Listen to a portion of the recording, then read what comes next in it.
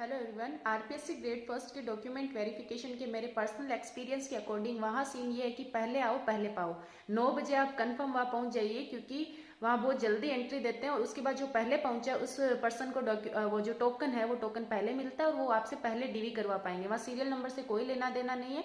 वहाँ जो कैंडिडेट पहले पहुंचता है उनको टोकन पहले मिलेगा, उन्हें एंट्री पहले मिलेगी, वो आपसे पहले डीवी करवा पाएंगे। उसके बाद में आपकी जो चेकलिस्ट है, चेकलिस्ट के जस्ट बाद नीचे आप लगाएंगे अपना एग्जाम फॉर्म। एग्जाम पे फॉर्म मान लीजिए 2 पेज का है तो आप उसके पहले पेज पे सीरियल नंबर 1 लगाइए, दूसरे पे 2 लगाइए और संलग्नक संख्या के सामने आप लगा दीजिए 1 से 2। फिर स्क्रूटनी फॉर्म मान लीजिए 10 पेज का तो आप लगा दीजिए 3 से 13। फिर आधार संख्या के सामने संलग्नक संख्या आएगी 14। 10th की मार्कशीट के सामने आएगी 15, 12th की मार्कशीट के सामने 16। इस तरह आपकी संलग्नक संख्या बढ़ती चली जाएगी। एक नमूना हस्ताक्षर प्रारूप है तो आप एक सेट का तो घर से फिल करके ले जाइए, दूसरे सेट का फोटोकॉपी नहीं लेना, आप वहां उनके सामने फिल कर दीजिएगा, ठीक है। और नमूना हस्ताक्षर प्रारूप पूरा जो डॉक्यूमेंट्स का सेट है उसके सबसे लास्ट में लगेगा।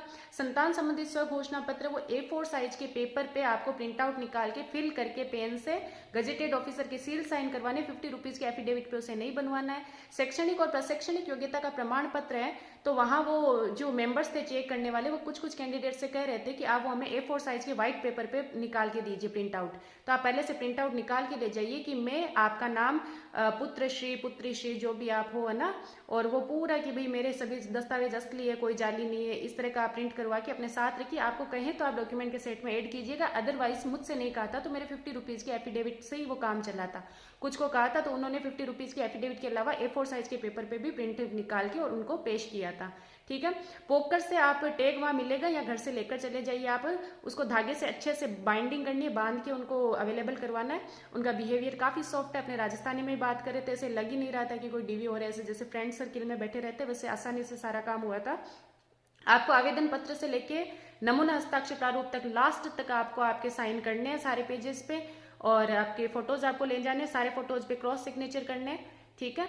और इसके अलावा आपको जो सेवारत प्रमाण पत्र है, आपको एनओसी के साथ में सेवारत प्रमाण पत्र भी ऐड करना है। सेवा संतुष्टि प्रमाण पत्र अलग से ऐड करने की आवश्यकता नहीं है, आप एक एनओसी ऐड करो और एनओसी के जस्ट अगले पेज पे आप सेवारत प्रमाण पत्र वहां पर ऐड कीजिए, ठीक है।